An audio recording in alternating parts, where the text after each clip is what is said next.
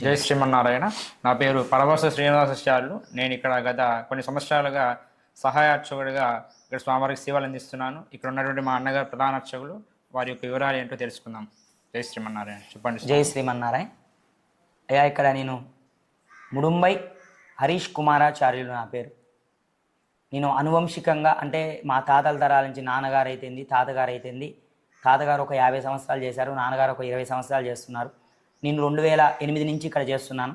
గత 12 నుంచి 14 సంవత్సరాలు చేయడం జరుగుతుంది ఇక్కడ. జై శ్రీమన్నారాయణ స్వామి. ఇక్కడ మన ఆలయంలో చాలా మంది భక్తులు వస్తుంటారు. వారి నమ్మకాలు కూడా ఎక్కువ తీరుతాయని చెప్తున్నారు. అలానే ఈ ఆలయంలో ఎంతో విశేషంగా ఉత్సవాలు ఏ సమయంలో నిర్వహిస్తారో కూడా కాస్త తెలియజేయండి. జై శ్రీమన్నారాయణ. ఇక్కడ మన స్వామివారికి విశేషం ఏంటంటే ఏకపీఠం మీద ఉన్నారండి స్వామి. మనకి దశావతారాల్లో 3 అవతారాలు ఉన్నాయి. భూవరాహస్వామి, లక్ష్మీ నరసింహస్వామి, వేణుగోపాల స్వామి. మరి వరాహస్వామి ఏందయ్యా అంటే మన భూమాతని, మనం నిలబడుతున్నది భూమి మీద, ఆ భూమాతని హిరణ్యకశిపుడు నీళ్ళల్లో దాచిపెట్టి, చాపలాగా చుట్టూ నీళ్ళల్లో దాచిపెడితే తన యొక్క వరాహస్వామి అంటే పంది అవతారంలో వచ్చి స్వామివారు ఆ భూదేవి అమ్మవారిని అమాంతం పైకి తీసుకొని వస్తాడు. అప్పుడు మనం భూమాతని ధరించిన వాడు కాబట్టి మనకి కోర్టు సమస్యలు, అన్నదమ్ముల పంచాయతీలు, భూ వివాదాలు ఇలాంటి ఎన్నో కూడా ఈ భూవరాహస్వామి దగ్గర చెప్పుకుంటే ఒక్కసారి మనకు అనుకున్న రియల్ ఎస్టేట్ అంటారు కదా, అన్నీ కూడా ఇప్పుడు మనకు రియల్ ఎస్టేట్ చాలా భూమి సంబంధించి అనే రియల్ ఎస్టేట్ బాగుంది కాబట్టి ఆ రియల్ ఎస్టేట్ ఏదైనా సరే మన స్వామివారి దగ్గర చెప్పుకుంటే తొందరగా అయిపోతుంది. ప్రతి పౌర్ణమికి వరాహస్వామికి, నరసింహస్వామికి, వేణుగోపాల స్వామికి అభిషేకం ఉంటుంది. అలాగే మరి లక్ష్మీ నరసింహస్వామి ఏంటంటే ఇక్కడ నరసింహస్వామికి ఎక్కడున్న విశేషము ఆరోగ్యరీత్యా సమస్యలు అంటే మనకు ఆరోగ్యం కొద్దిగా ఏదైనా చెదిలిపోయినా ఆరోగ్యరీత్యా సమస్యలు, కరోనా అని మనకి 2018, 19లో వచ్చింది, 20లో. అలాగే ఇప్పటికి ఎన్నో రోగాలు వస్తున్నాయి, క్యాన్సర్లని, హార్ట్ అటాకులని, ఎట్లంటే ఇలాంటి చెప్పుకోలేని రోగాలు చెప్పకుండా వచ్చి మనని అందరినీ కూడా నిషేధంగా అంటే చంపిపోయటం జరుగుతుంది. కాబట్టి అలాంటి ఏదైనా సరే ఇతి బాధలు, తర్వాత ఇతి భయాలు పోవడం కోసం ఆ నరసింహస్వామిని ఒక్కసారి మనస్ఫూర్తిగా కొలిస్తే మనకి రోగాలు, భయాలు, టెన్షన్లు అన్నీ పోతాయి. కాబట్టి నరసింహ అనగానే ఆ భయాలు పోవటం కోసం అని చెప్పి ఆరోగ్యరీత్యా సమస్యలు పోవటం ఆ నరసింహస్వామి. అలాగే వేణుగోపాల స్వామి అంటే చిన్ని కృష్ణుడు అంటారు, మరి ఆయన చిలిపి కృష్ణుడు అంటారు. మనకి చిన్ని కృష్ణుడు ఆయనే, చిలిపి కృష్ణుడు ఆయనే. కాబట్టి ఇక్కడ సంతాన వేణుగోపాల స్వామి ఉన్నాడు. కాబట్టి సంతాన సమస్యలు కానీ, వివాహ సమస్యలు కానీ మనకి ఏదైనా స్వామివారి దగ్గర చెప్పుకుంటే లేదు అనకుండా ఆ వేణుగోపాల స్వామి వరాలు ఇవ్వడం జరుగుతుంది.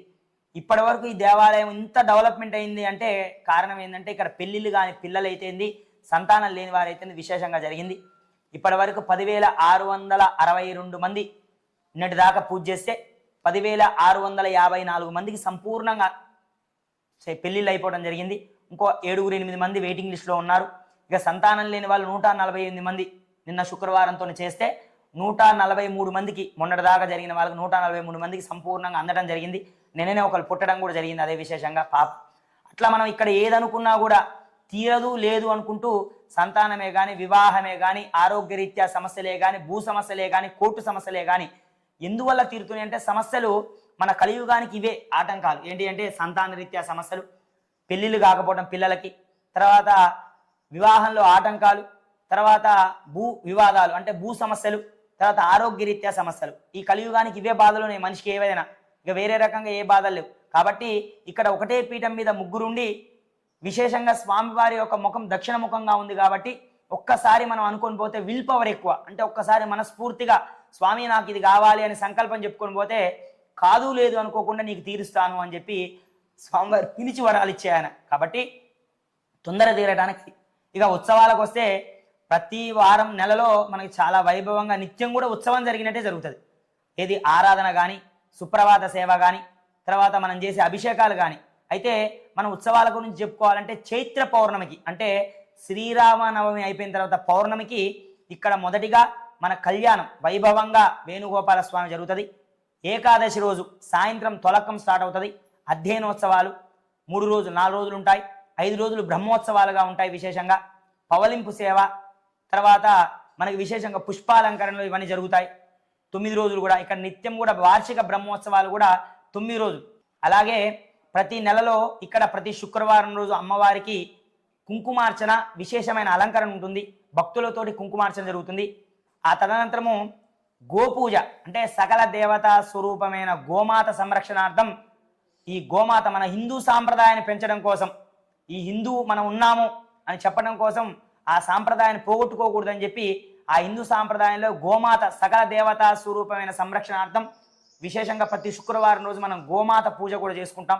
అలాగే ప్రతి మంగళవారం రోజు మన ఆంజనేయ స్వామి క్షేత్రపాలకుడైన ప్రసన్నాంజనేయ స్వామికి పంచామృతాలతోటి అంటే ఆవు పాలతోటి, పెరుగుతోటి, తేనె, నెయ్యి తోటి విశేషంగా అభిషేకం చేసుకుంటూ సుగంధ ద్రవ్యాలు అంటే గంధము చెట్టు నుంచి వచ్చాయి, గంధము, సెంటు, పన్నీరు, పసుపు, కుంకుమ ఇలాంటి ఎన్నో గ్రంథములతోటి అభిషేకం చేసుకొని ప్రతి మంగళవారం రోజు ఆంజనేయ స్వామికి అభిషేకం చేసి అర్చన చేసుకొని తదనంతరం వడమాల కూడా వేసుకొని తొమలపాకులతోటి నాగవల్లి అంటారు వాటిని.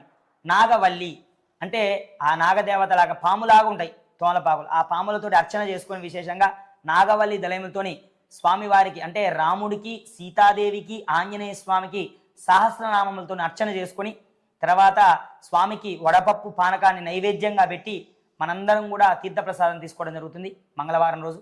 అలాగే ప్రతి నెల బహుళ ఏకాదశి అంటే పౌర్ణమి తర్వాత వచ్చే ఏకాదశి రోజు సహస్రనామ ఫల పుష్పార్చన అంటే 1008 నామాలతోటి, పండ్లతోటి, పుష్పాలతోటి, పూలతోటి విశేషమైన అర్చన జరుగుతుంది ఇక్కడ ప్రతి నెల కూడా. దాని తదనంతరము అన్నదాన కార్యక్రమం ఒక 60 నుంచి 80 మందికి భోజనం ఏర్పాటు కూడా చేసి ఇలా ప్రతి నెల కూడా శుక్రవారం రోజు కుంకుమార్చన, గోమాత పూజ, మంగళవారం రోజు ఆంజనేయ స్వామి పూజ, ప్రతి నెల బహుళ ఏకాదశి రోజు సహస్ర ఫల పుష్పార్చన. ఇవన్నీ కాకుండా భక్తుల సౌకర్యార్థం కోసం మనకు ఎవరికైతే వివాహం కావట్లేదో, ఎవరికైతే సంతానం లేదో, ఆరోగ్యరీత్యా సమస్య ఉందో నరసింహస్వామికి, ఆంజనేయ స్వామికి సపరేట్గా సంపూర్తిగా అభిషేకం చేసుకుంటూ అలాగే కళ్యాణం, వేణుగోపాల కళ్యాణం, రుక్మిణీ కళ్యాణం కూడా ఇక్కడ విశేషంగా జరుగుతుంది. ఈ కళ్యాణం చేసుకున్న వాళ్ళకి వివాహ ఆటంకాలు, ఆరోగ్యరీత్యా సమస్యలు లేకుండా పోతాయని చెప్పి ప్రతి నెలలో ఖచ్చితంగా 1-2 కళ్యాణాలు కానీ లేకపోతే ఒక 3 నెలలకు ఒక కళ్యాణం కానీ జరుగుతుంది. అలాగే ఇక్కడ చాలా వైభవంగా కార్తీక మాసం 30 రోజులు కూడా ఉసిరి చెట్టు కింద ప్రతి నిత్యం కూడా 150 నుంచి 200 మంది భోజనాలు చేయడం జరుగుతుంది కార్తీక దామోదరు దగ్గర. అలాగే విశేషంగా కార్తీక మాసంలో సత్యనారాయణ స్మృతం ఇక్కడ విశేషంగా జరుగుతుంది. అదంతా అయిపోయిన తర్వాత ధనుర్మాసంలో 30 రోజులు కూడా అమ్మవారి దగ్గర పర్వదినములే 30 రోజులు కూడా 30 అమ్మవారికి చీరలతోటి అర్చనా కార్యక్రమంతో కుంకుమార్చనలు, 1,00,000 కుంకుమార్చన, 1,00,000 తులసి, 1,00,000 మల్లెపూల పూజ, తర్వాత సారె ఒడిబియ్యం కూడా పోసుకొని తదనంతరము గోదాదేవి కళ్యాణాన్ని అంటే భోగి పండుగ రోజు, సంక్రాంతి ముందు రోజు భోగి పండుగ రోజు గోదాదేవి కళ్యాణాన్ని అంగరంగ వైభవంగా మన కన్నులతో చూసుకునే విధంగా ఎలా అంటే చాలా వైభవంగా స్వామివారి యొక్క కళ్యాణ వేదిక మీద తీసుకెళ్ళి అమ్మవారిని, స్వామివారిని ఎదురుగా కూర్చోబెట్టి కళ్యాణాన్ని చేయడం జరుగుతుంది.